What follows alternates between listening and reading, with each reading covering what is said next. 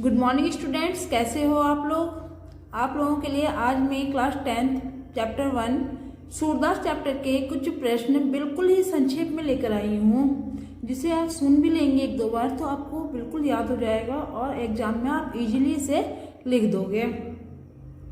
पहले हम सूरदास का जीवन परिचय पढ़ते हैं। सूरदास का जीवन परिचय। सूरदास कृष्ण काव्यधारा के कवि थे।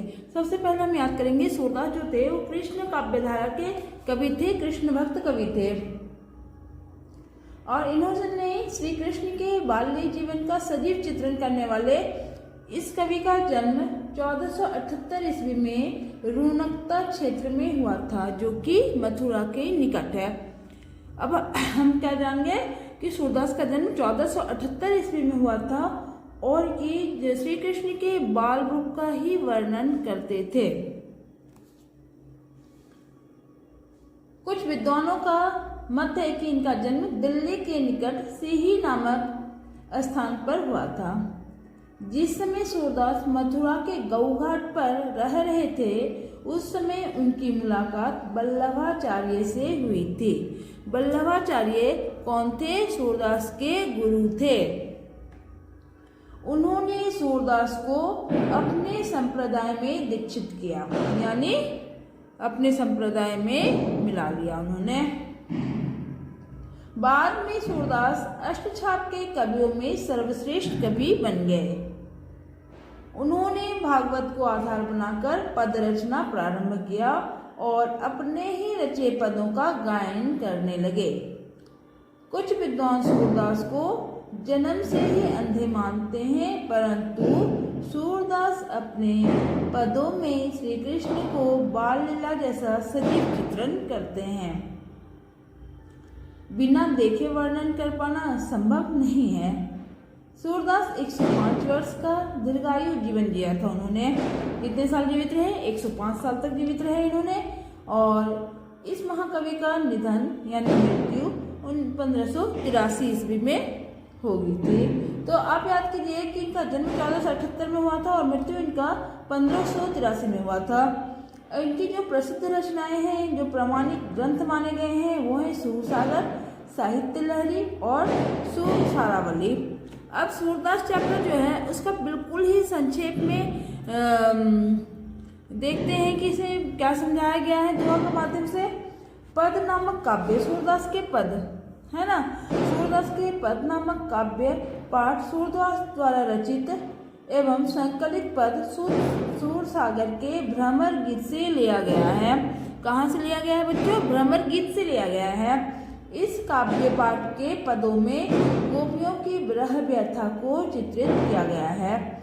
श्री कृष्ण के मथुरा चले जाने के बाद गोपियां दुखी हो गई थी। श्री कृष्ण को गोपियों की विरह व्यथा का ज्ञान था और श्री कृष्ण चले गए थे तो गोपियां जो थी उनकी जुदाई में बहुत ज्यादा दुखी हो गई थी, जिसका अनुमान कृष्ण जी को था। उन्होंने गोपियों को निर्गुण ब्रह्म का ज्ञान देने एवं समझाने के उद्देश्य से अपने मित्र उद्धव को भेजा।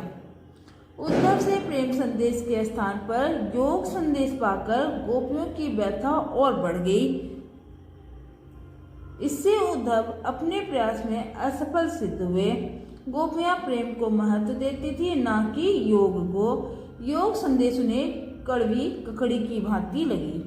उन्होंने भौरे के माध्यम से उद्धव पर व्यंग्यबाण छोड़े और उलाहना दिया। इन पदों में गोपियों की विरह व्यथा के साथ श्री कृष्ण के प्रति अनन्य प्रेम की अभिव्यक्ति भी है। पाठ में संकलित पहले पद में उद्धव को बड़भागी कहते हुए उन पर व्यंग किया गया है। गोपियां कहती हैं कि उद्धव श्री कृष्ण के समीप रहकर भी उनके प्रेम से अछूते रह गए। उद्धव तो कमल के पत्ते और तेल लगी उस गागर के समान है, जिन पर कृष्ण के प्रेम का कुछ असर उसी प्रकार नहीं हुआ जैसे दोनों पानी के से अछूते रह गए हों। उद्धव ने तो प्रेम रूपी नदी में अपना पैर डुबाया तक नहीं, जबकि गोपियां श्री कृष्ण के प्रेम रूपी गुण में चींटियों की भांति अनुरक्त होती चली गई। यह पहला पद था। अब दूसरे पद में उन्होंने क्या लिखा है कि गोपियों की व्यथा मुखरित हुई, वे अपने मन की बातें किससे कहें। उद्धव के आने से वे मन मसोस कर रह जाती हैं। उनके मन की अभिलाषा धरी की धरी रह गई। वे कृष्ण की आने की समय सीमा के सहारे अपने दिन बिता रही थी, पर कृष्ण के योग संदेशों को सुनकर उनकी पीड़ा और बढ़ गई। इससे उनका रहा सहा धैर्य भी जवाब दे गया। तीसरे पद में गोपियों ने श्री कृष्ण के प्रति अपना एकनिष्ठ प्रेम प्रकट किया है। वे योग को कड़वी ककड़ी की भांति समझती हैं, उसे ऐसा व्याधि समझती हैं जिसे उन्होंने न देखा है और न सुना है। कृष्ण उन्हें हारिल की लकड़ी के समान समझने लगते हैं। इस लकड़ी को हारिल पक्षी जो होती हैं वे इस लकड़ी को नहीं छोड़ना चाहती हैं। गोपियां योग को अपने अनुपयुक्त तथा उनके लिए उपयुक्त समझती है, जिनका मन चक्री के समान अस्थिर होकर भटकता रहता है। चौथे पद में गोपियों का उपालभ भाव प्रकट हुआ। उपालभ मतलब जवाब देने लगी, उल्हाना देने लगी। वे उद्धव से कहती हैं कि कृष्ण ने राजनीति पढ़ लिया है और वे चतुर हो गए हैं। गोपियां भी उद्धव के माध्यम से श्री कृष्ण को राजधर्म याद करने की बात कहती हैं। वे कहती हैं कि पहले के लोग ही ज्यादा अच्छे थे, जो प्रजा का हित करते थे, जबकि कृष्ण हम गोपियों के साथ अन्याय कर रहे हैं। राजधर्म तो यही कहता है कि राजा को अपनी प्रजा के सुख दुख का ध्यान रखते हुए उसे सताना नहीं चाहिए। तो ये आपके चारों पैराग्राफ हो गए। ओके, अब आप मैं प्रश्न उत्तर बताना चाहूँगी, पर वीडियो ज़्यादा हो जाएगा, इसलिए नेक्स्ट वीडियो में मैं आपको इसके प्रश्न उत्तर बिल्कुल ही संक्षेप में बताऊँगी। एक एक लाइन के सारे आंसर बताती हूँ। Okay, thank you, bye.